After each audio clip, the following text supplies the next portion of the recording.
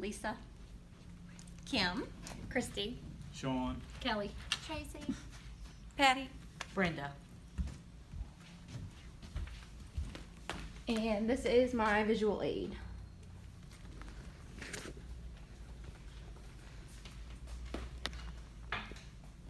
You can, you should, and if you're brave enough to start, you will. Stephen King. Has there ever been a hobby or something you wanted to start doing, but you could never find the time to do it?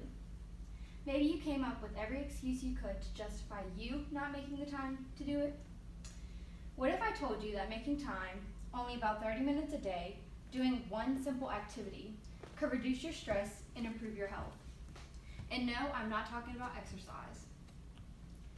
I try to read a book every day, and you should too. I want to persuade you all to pick out a book, any kind that might interest you, and start to read more.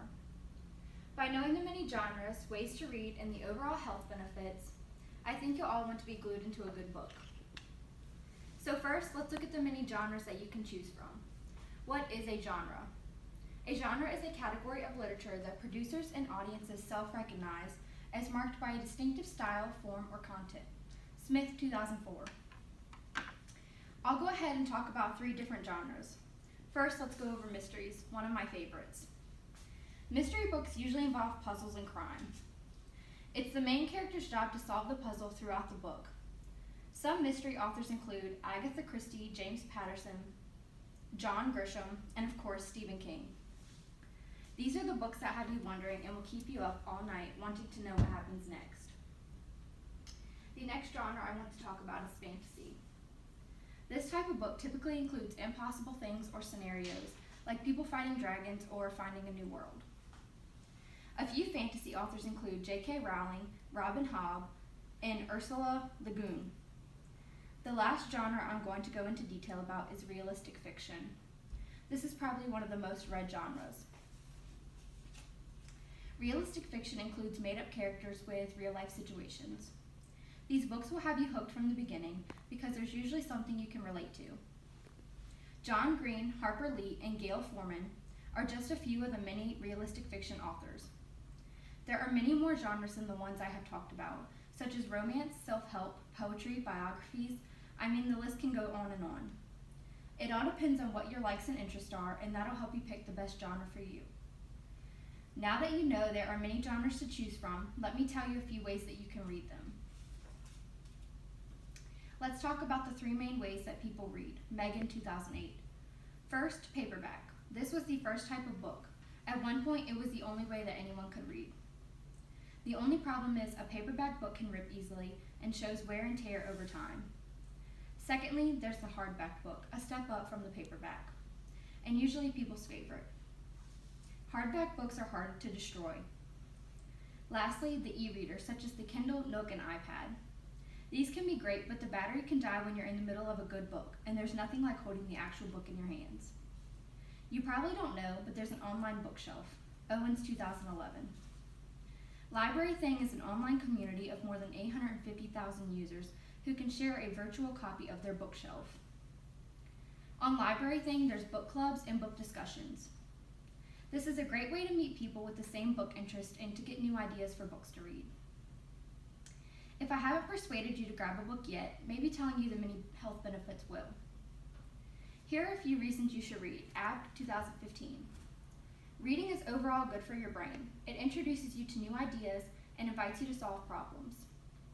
It can make you a better writer and improve your conversational skills. It can also strengthen your self-discipline. Reading challenges your imagination, increases your skill in an area of interest, and even inspires you. Some books increase your cultural and historical knowledge. There are reasons your brain needs you to read. Spectre. Reading a book of any genre will force your brain to think. People who read as little as 30 minutes a day over several years are living an average of 2 years longer than people who don't read anything at all. By reading books, especially fiction, it has been shown to increase empathy and emotional intelligence. Developing empathy and emotional intelligence can lead to more positive human interaction, which in turn can lower stress. Both of which are proven to help you live longer and healthier. So what happens when you read before bed? Lock. You will overall sleep better, and you'll become more creative while being able to concentrate better. You will reduce your stress levels. The University of Surrey did a study to see if stress levels were reduced by reading, especially before bed. They found that stress levels were reduced by as much as 68%. And you'll also create an oasis of peace and serenity. Unless you read a horror book, then you might not sleep. After hearing all of these benefits of reading, I hope you all will pick up a book and get to reading every day. In conclusion, you've all learned that there are many genres to pick from.